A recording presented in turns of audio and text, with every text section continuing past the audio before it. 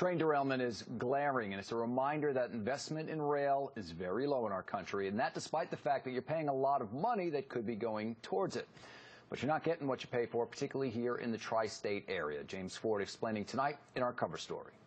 The story of America's investment, your investment in the railway system, involves lots of numbers, but those numbers really are this. Something we all understand, money. Lots of it. Actually, lots of it when it comes to transportation in general. But when it comes to rail transportation, yes, not so much. The U.S. used to be the premier nation for railway engineering. In fact, this train, the 1934 American-made Zephyr, provided most of the technology for the train that has longest held the record for fastest in the world, the bullet train from Japan.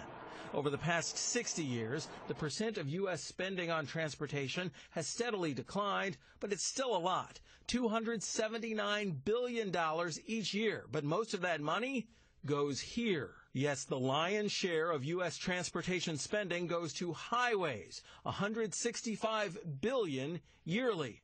Rail gets just a penny of each dollar you pay in taxes for transportation, or $3 billion a year. Let's compare that to the rest of the world. The James Ford Index always compares money. Look at this. For every $100 of government spending, China spends this much, $1.25 on railways. On average in Europe, they spend about 37 cents. In our country, it's just this much.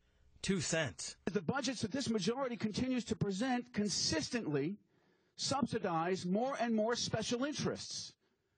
What we should have been doing is subsidizing the safety of those passengers on that Amtrak train yesterday. That's Congressman Steve Israel, a Democrat from Long Island, in a speech to a House panel that today voted to cut more than $250 million from Amtrak just a half day after the fatal trail derailment. The New York members of the panel, including Congressman Israel, and it doesn't make sense, condemned the vote.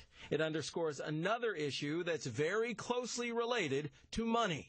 I think the problem was more political. Fordham Business School professor Haim Mozes was part of a Wallet Hub survey that compared the taxes you pay to the benefits you receive.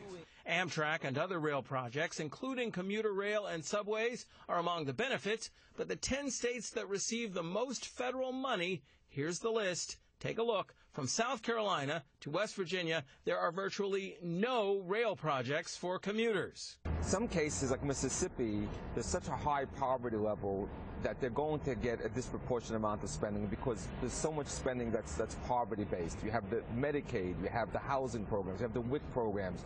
So they're going to be disproportionate beneficiaries. But look at the 10 states that pay the most but benefit the least from the federal tax system. 3 of them are along the Northeast Corridor Amtrak route. And in fact, for each dollar New Yorkers and New Jerseyans put into the federal tax system, we're getting less than $1 in return. That includes money that's not going toward helping rail-based transit. I think the problem is more political. There's no company that stands to make a lot of money by expanding rail service. At least no New York or New Jersey or Connecticut company. If you were to have a rail car manufacturer in New Jersey, we would have really high-speed rail pretty quickly.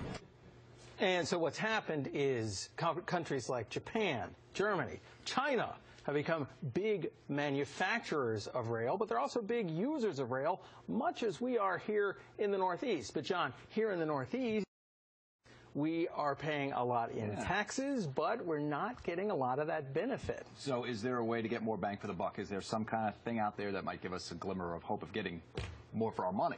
Well, the thought was that something like, and the long-term thought is that, sad as it is, a tragedy like this may help to spur this. Senator Charles Schumer was talking about that today, that there really is a greater need to try and balance what we're paying versus what we're getting back. It's going to be a long haul, though, and we may not have any advancement on this issue until after the next election at the earliest. All right, let's hope we get some. James.